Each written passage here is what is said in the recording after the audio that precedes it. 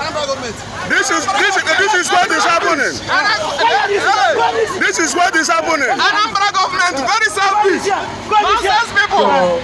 Ebe anyị ọbagwa gị gị lebe dị ahụlụ ebe a. Colombia ward your Anambra state. Yes. Yes, so if I be back issue. Yes. Nye ọnọgụrụ ebe ya na-ekwu n'elu ya. Hey, 100 million%. N'ọgwa gị gị lebe dị ahụlụ. Yes. Ndewo gị onye ọma na-ege ntị ma na-ekiri ekiri. Ebe ị nọ ugbu a bụ na sim.si ha asịrị FM. Onye gị na ya nọkwa taa bụ 042 Solex. Onye akụkọ ụwa. Ngwa gere akụkọ nke anyị ji wee bịa taa. Aka ndị ọrụ anti-tout squad nke steeti Anambra akparala otu nwa ikorobịa bụ onye nke na-ere anwụrụ n'ama egwuregwu Ifeanyụbọ football stadium nke dị n'obodo Nnewi. Anyị matara nke a site n'otu ihe onyonyo nke anyị nwetara ebe ha bụ ndị ọrụ anti-tout ndị jidere ya na-agba ya ajụjụ ọnụ. Dị ka o siri kwuo, ọ kọwara na ọ bụ onye nwe ya bụ ama egwuregwu bụ Sinetọ Dr. Patrick Ifeanyụba bụ onye nyere ya ikikere ya nọrọ ebe ahụ rewe aṅụrụ kama ya ga-etinye aka n'izu ori. Ọ gakwara n'iru wee kwuo na ọ bụrụ na akpọrọ ya pụta n'iru ya bụ Sinetọ Ụba na ya ga-akwụdonwu n'iru ya ma kwuo na ọ bụ ya nyere ya ikikere ya nọrọ ebe ahụ rewe ahịa ya. A sịla na Solex si kama lere onyonyo ya. Ya bịa gị anyị jere aba gị. About what Joseph Ekech. Ọnya. What did Joseph Ekech do? Ya. This is Anambra State Anti-Touting Squad. Yeah, this is Commander Ezan Okoisi reporting from night operation at the Nnewi yesterday night. So, yeah, I get what happened again. Oh, yeah, Kekibu. Yes. Oh, yeah, back here. How many of you have been there? Oh, Bolo. How many is it? Who have been there? There been a man on Nnewi. Anamele Ị na-ele gị Igbo Igbo na incense na coin. na gịnị Na coin ya na incense. ya na incense. Yes. Ka ebe bụ ebe a n'aka gị. All coins. Coins. Ị na-elekwu ma coins. Yes. Okay. Then na ụlọ ndị a. Ka ebe na-ele ụlọ a. Anamele na stadium FC Ifeanyụba stadium. Ọ Ifeanyụba gwa gị lebe ụlọ. Yes. Ana m ebi ebe ebe a na-ere ọkwa m na-ere. Ọ gwa gị. Mụ na abịa na-ere ajọ na-eti ihe nnọkọ. Ịnọgo 18 years na-ele gị ụlọ. Yes, na Nnewi a and na that stadium. So Ifeanyụba gwa gị gị lebe gị ụlọ ebe a. Colombia ward your Anambra state. Yes. Yes, so Ifeanyụba issue. Ibe m na-ajụ Ifeanyụba ama maka ụlọ ndị anyị na-ele. Yes. Yes. Nye ọnọgụrụ ebe ya na-ekwu n'elu ya. Hey, 100 million%. N'ọgwa gị gị lebe dị ụlọ. Yes, n'ezin'ori. Gị ezu n'ori. Yes. Gị lebe ụlọ. Yes. So ngwa na-ele ụlọ ndị a dị ebe a. Yes. Okay. Isi na gị bụ gịnị? Ọ dị Joseph Ekech. Ọ yi gị Joseph Ekech. Yes. Dada Igbo eburupụta ụwa ka ịbalị aba. Because anyị akpụ gị isi ebe a na.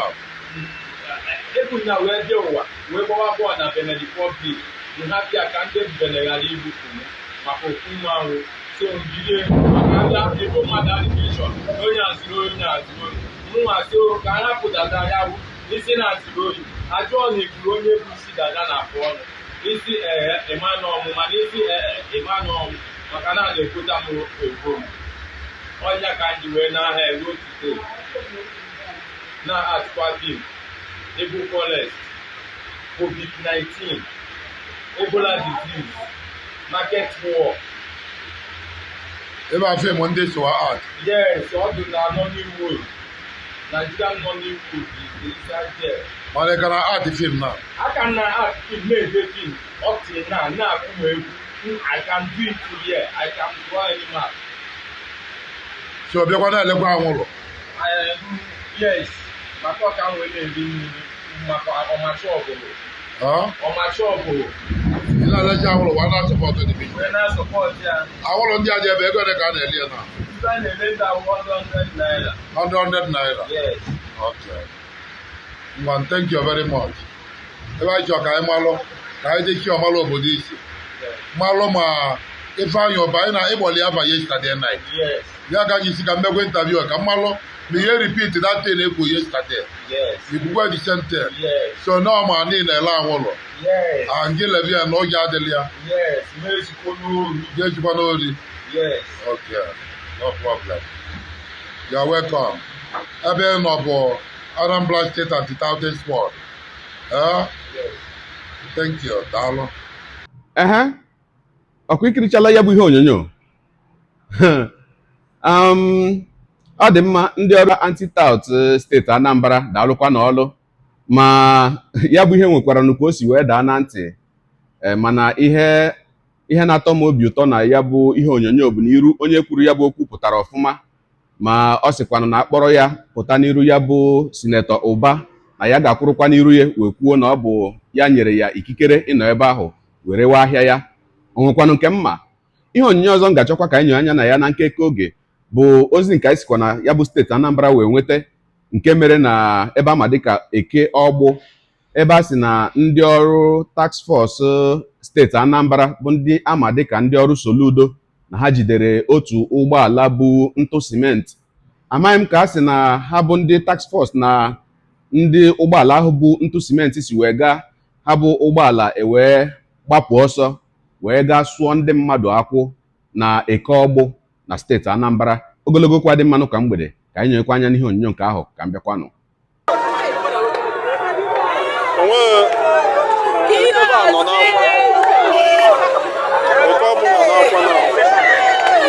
Ndị otu Soludo bịa wee jide moto bu trela.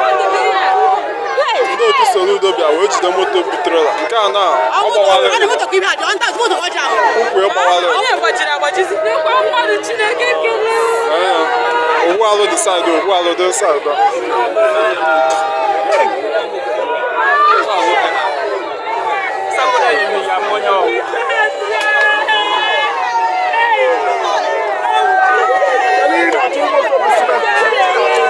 Moto bụ simenti ka ndị otu Soludo na-achụ wee felu breki wee kwụọ mmadụ ka akwọrọ ọka ma ndị keke. Ọ dị the surplus.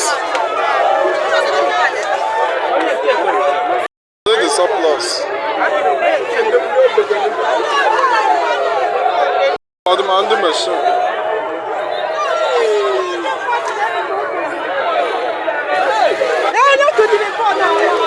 The surplus. Moto n'onwe ya.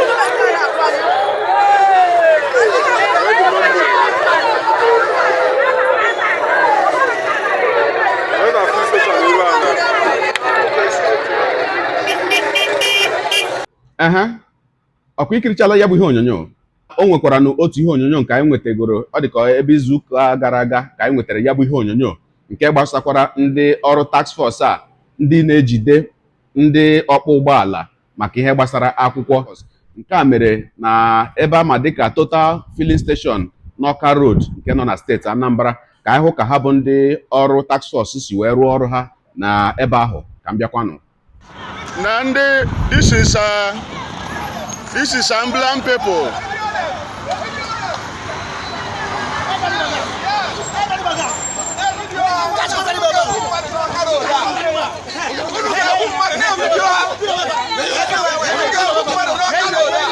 They come down from that vehicle. Come down from that vehicle. Come down from that vehicle.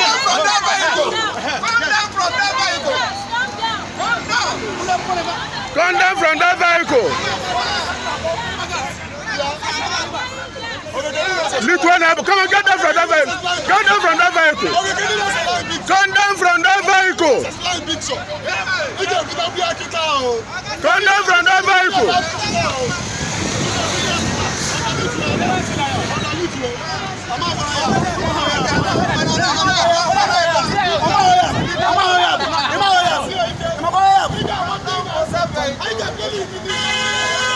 Come down from that vehicle. Hey! Come down, come down.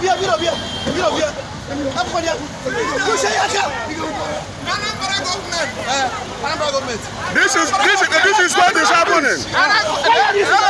This is what is happening. Anambra government very selfish. Nonsense people.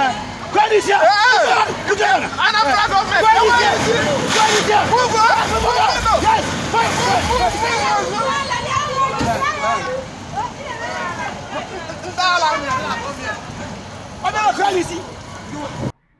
Move ọkwa ikirichala ya bụ ihe onyonyo. Ugbu a obere okwu nwere ebe a na-agara aka na-achị steeti Anambra bụ His Excellency Prọfesọ Gọvanọ Chukwuma Soludo. Ana m echeta mgbe ị batara n'ọkwa gọvanọ, otu n'ime ọtụtụ nkwa ka i kwere ndị steeti Anambra bụ na ihe ọbụla gbasara ọrụ agboro, ihe ọbụla gbasara ndị tout ga-ala na steeti Anambra. Nke a mekwara na obi jupụta ọtụtụ ndị Anambra na-aṅụrị, onye ọbụla a na-aṅụrị. Ama m na iwepụtakwara na ụfọdụ otu na-ahụ maka ya bụ nkwa nke ikwere, ụfọdụ otu dịka ndị anti-tout, ndị ga na-eleba anya n'ihe gbasara ebe ọbụla ndị tout na-enye nsogbu, nakwa na ụfọdụ otu ndị ọzọ, task force ndị ọzọ, n'agbanyeghị na ha bụ ndị anti-tout, onye ọbụla na-ahụkwanụ na ụfọdụ oge ha na-apụtakwanụ rụọ ọjọbọ nke doro onye ọbụla anya. Mana ana m enwe nkwenye na ọ bụghị ihe iziri ha rụọ bụ ihe a. Ana m enwe nkwenye na mgbe iwepụtara otu ahụ niile na iwepụtara ha ka ha rụọrọ ndị steeti Anambra ọrụ nke ọma, mana ọtụtụ n'ime ha bịaziri na-emebizi ya bụ ọrụ. Ma ihe ọbụla ha mekwaranụ bụ na aha gị bụ gọvanọ, na aha gị bụ Soludo ka ya bụ ihe nọ. Ma amakwaranụ m na otu ahụ niile ikepụtara, amara m na o nwere ndị tinyechara dịka ndị isi ha, dịka ndị anti-tout na ndị task force, ndị na-ejide ndị nnukwu ụgbọala, ndị obere ụgbọala, nakwanụ ndị keke. Amara m na o nwere ndị tinyechara dịka ndị isi ha. M wee sịkwa ka m jụọ gọvanọ, Your Excellency, akwa niile ndị steeti Anambra na-ebe n'ihe gbasara ọjọbọ ndị task force nke a na-arụ na ọjọbọ ndị task force nke ọzọ na-arụ, kedu ọ bụ na o rube mgbe ị ga-ekwu okwu banyere ya? Ana m eche na ihe a niile na-eme emerugo, ndị mmadụ etufuola ndụ ha ruo nke gị nwa bụ gọvanọ ga-apụta jụọ ndị ahụ inyechara ọrụ ahụ, ndị ahụ inyechara isi, ndị ahụ na-achịkọta ndị otu ahụ niile na-arụrụ gị ọrụ, ijụọ ha ajụjụ kedu ihe na-eme, ahazie ya bụ ọrụ ọfụma. Maka ana m enwekwanụ nkwenye na ndị ahụ niile ihe ọ pụtara, ndị ahụ niile tinyere n'ọrụ, na ị mere ya bụ ihe ka ihe dị mma na steeti Anambra. Ana m enwe nkwenye na ị mere ya ka ị nyere ndị steeti Anambra aka. Mana kedu ihe na-emezi? Biko gọvanọ, ana m eche na oge erula mgbe ị kwesịrị ikwu okwu na ya bụ ihe. Ihe ọzọ dịkwa ka ibe ya wee bụrụ na akwụkwọ na-agba agba ndị na-akpọ ụgbọala na-agba n'obodo Naijiria karịa. Akwụkwọ na-agba agba ndị na-akpa ụgbọala na-agba n'obodo Naijiria karịrị akarị.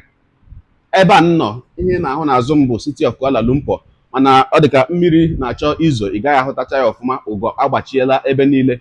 Mana o nwere ihe onyonyo nke m mere, m gosiri ka ndị na-akpọ ụgbọala n'obodo a si wee na-agba akwụkwọ ha ji akpọ ụgbọala, ma gosikwanụ ka ndị na-akpọ ụgbọala na baị, karịsịa nnukwu ụgbọala, akwụkwọ ole ha na-agba ha ji akpọ ụgbọala. Lere ya bụ ihe onyonyo, ma dịka ị na-ekiri ya bụ ihe onyonyo, biko tụsara m ya bụ ihe onyonyo. Ka emesịa anụ. Person go just dey for one checkpoint for 1 hour, 2 hours for Nigeria because of one document wey una fit gather everything, put am under one sticker or 2 stickers like this. E no make sense. All right, my country people, I dey greet all of you now. I still remember your one and only personal information chef, 040 Solex. This video where I come make right now, na to Nigerian police, Nigerian road safety, and to the Nigerian government in general. You get one thing why I don't find out where they sup for Nigeria. We no supposed to be like that. Wetin be that? For a while now, they be like say the failures of government or the failures of government parastatals, say na the individuals, the poor masses, na them they suffer the failure. Wetin make me dey talk? Let's talk about things like driving, something like driving. When you get car for Nigeria, anytime when you buy car for Nigeria, just they be like say you don't buy problem. Why? Because it go just be like say the government they vex for you because you dey progress. It go just be like say the police they vex for you, say you dey progress. It go just be like say everybody they vex for you. Why? Government go say may you pay for this one, may you pay for this one, may you pay for this one, may you pay for the other one. At the time, the whole thing come dey make me I no dey understand them again. Whether na the people wey dey for those offices, na them be the problem wey no fit organize things to be easier for both the government and the poor masses. Now, if you buy car for Nigeria, number one, they go say make you go buy number. You buy plate number, you go buy insurance, you buy roadworthiness, you buy, see all the things where you need buy if you buy a car. See all the things where you need to pay for if you buy a car for Nigeria. Why you go be like that? But make I shock you, for a country where they work, country where everything they work, country where be say people where get sense, they use their sense. People where they rule them get sense, they use their sense. It not be like this. For instance, Malaysia where I dey here, if na private car na you buy, the only thing where you suppose buy, in fact, from the car stand, the car don't get plate number. So the only thing where you suppose buy for Malaysia as a car owner, the only thing where you suppose pay, where government go punish you if you no do am, na your insurance. That insurance no really mean say you dey give government money. Anybody wey sabi wetin insurance be know the work of insurance. It no really mean say you dey give government money. Rather, you dey keep your money for security reasons. You dey keep your money somewhere so that if anything sup for your car, if your car spoil, if your car burn, if your car lost, say the insurance company go fit give you new car or go fit pay the damages. Na why you need insurance, and na why government make am must say everybody wey get car, wey the car dey on the road must get insurance. The next thing na road tag, as dem dey call am for Malaysia. Other countries they call am road tax, but Malaysia they call am road tag. Wetin that one mean? That one na replacement of the one wey we dey call road worthiness for Nigeria. Road worthiness. Wetin that one they do be say, as long as say you get insurance, the next thing be road tag, wey be say you go paste am on your windscreen. Any police, or whether na traffic police, whether na normal police, whether na road safety or anything, wey just come your car, e no need begin ask you questions, say where your paper.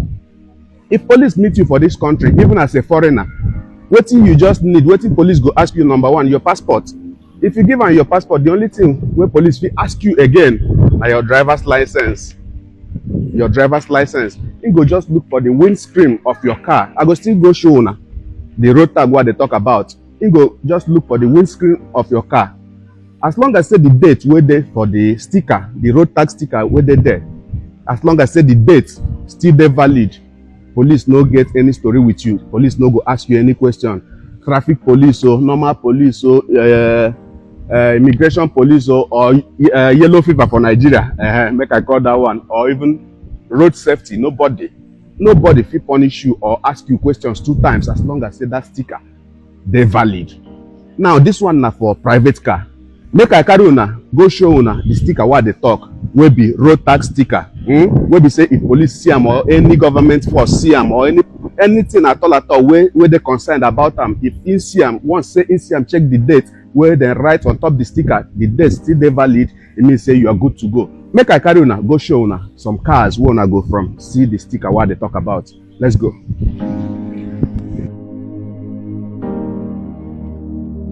So like this car now, camera come closer. Like this car now where you they see, anything where you see here, this one here, now the road tag. You see this one, August 2024, 6th August 2024. Now it expire. Once say police don't look here, see say this date they up to date, you don't get problem. Now let's go to another car. Let's go to this one. Now this one here, waiting at the cover here now the plate number. I don't want to show now the plate number. This one now August also 2024. As long as say police don't look this date and the day up to date, you don't get any problem. You see any other sticker here? No. Now this one also August 2023. This one don't expire like this. You understand? This one now just like this. Now you figure matter with police for this country, but maybe the owner of the car don't take away in drive and last. Just like that, every car where you see here, now the road tag be this. Now the road tag be this. September 2023. This one don't expire too. Be like said the owner, not the two user. So just it dey like that. Every car get them. Every car get them. Every car get them. You understand? So I just they do this thing as a suggestion to Nigerian police, Nigerian road safety, and to Nigerian government in general. Wetin make me they talk this thing? Our citizens they suffer too much. Something will go just take very little thing to create solution will go serve the citizens. If you come for Nigeria, it will be a very different thing. Something where other people for other countries they do freely. Something where other people for other countries they do easily. But once say you don't come Nigeria, everything go just there different. Now this one not just for small car. See this video where they here. See this video where they here now. Now video where one man from Port Harcourt do. Waiting in talk for the video. He say see all the documents and permits, stickers and permits where you supposed get as person where they operate an articulated vehicle. Waiting be articulated vehicle. All these their lorry, trucks and co. All this paper where they see for table. Now things where you supposed get before you fit operate articulated vehicle for River State. Make it no be like saying, me talk that one. Watch as the man they explain them. Just hold on, watch them, make I come. Just they watch the video. Good morning. This that you're looking at is the number of stickers and permit you need to operate an articulated vehicle in River State. Supposedly covers all the local governments and all manners of stickers just for one vehicle for 1 year. Doesn't end there. You now have all these additions. You have flood erosion control sticker, small scale industry sticker, support local government sticker, sales, supply, distribution, promotion permit, parking permit. Shebi, don't watch and finish. All these things, assuming, just imagine yourself, more than 20 or 30 stickers and permits where one person need to buy for 1 year. No be since when you buy the car, or no be since when you begin drive, for just 1 year. Just 1 year. No wahala, make I carry you go find truck. Make I carry you now. Go find truck. Truck where we go still see the same thing where I show now for all these private cars. Truck. Even though say we fit no get the big lorry, the longer trucks, but at least lorry, make I from lorry show now waiting. I want show now. Still follow me.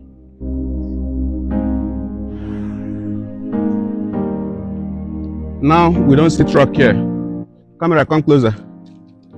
If you see this truck where you see here now, this one now the road tag, it go expire in April 2024. This one now for lorries. This one not be for small cars. This one now only for lorries. Will be the what they call them? What I just call them now? Articulated vehicles, lorries and trucks. Now them they get this one. This one now the one where everybody they get will be road tag. As long as say you get insurance, you're eligible to buy this road tag. If you don't get insurance, you know if you buy road tag. So once say police don't look here, see 2024 April it never expire. Police don't look here again, see April again 2024 for the one for trucks it never expire. You and police no get any story. You and the road safety no get any story. You and no force fit stop you or question you as long as say you get these two things and you get your driver's license. Now this one not just for the stickers. If you come for our road, another thing where they shock me well. Now for our road, if you come for our road, you go see road where they call double lane. But in the right sense, the road no even reach single lane. Why? Double lane when no fit contain like 5 vehicles at a time. How that one take be double lane? Double lane, some places self you go see say for highway you go see say some places both cars where they go and the ones where they come back don't they follow one lane. Accidents Can't they happen everywhere? Now some people go come tell us, say na devil they cause them, say na bad spirits they cause them, bad spirits where they suck blood for road. My brother, my sister, nothing like bad spirits where they suck blood for road. Now bad laws where bad leaders no agree. Okay, let me say now laws where bad leaders no agree execute. Now laws where bad leaders no agree implement. Now they keep people for our place. Now they buy people everywhere. Now see this video where they display here. This video now for Malaysia. This road where you see like this now for Malaysia. See how all the lorries they take left lane. Just the lorries they take one side. They no fit drag lane with other private cars for the middle of the road. Just see as everything they waka. Everybody sabi in lane for highway. Now be this one. Okay, see Nigerian highway. See Nigerian highway. Just imagine. Now, my people, everything what would they suffer for Nigeria get solution. What be the solution? The government.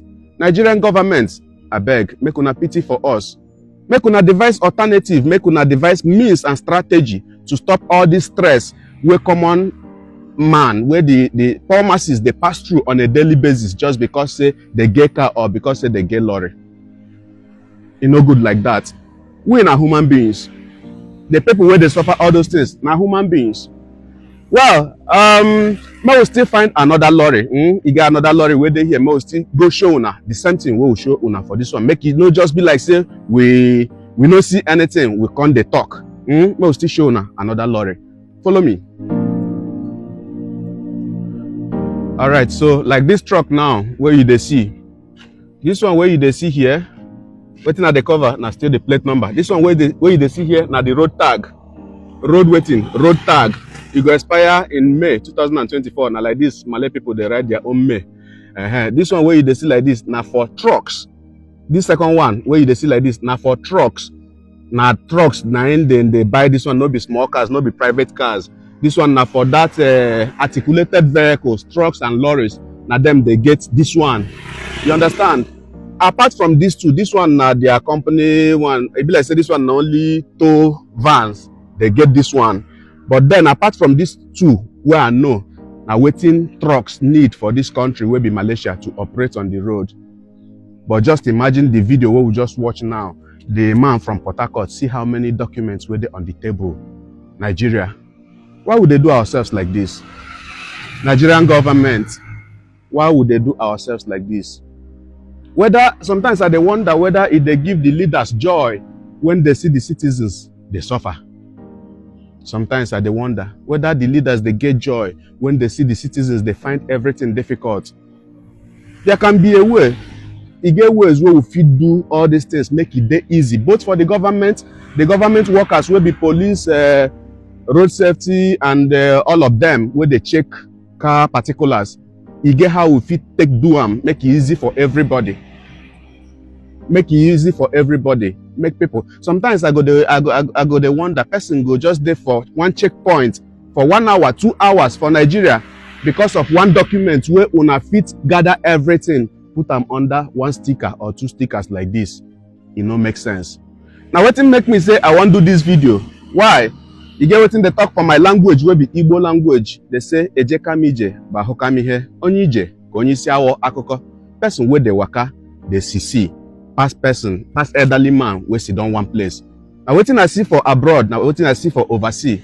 Now I say make I show una wey be my people. Because to make our country better, now work wey dey for all of us, where all of us go do.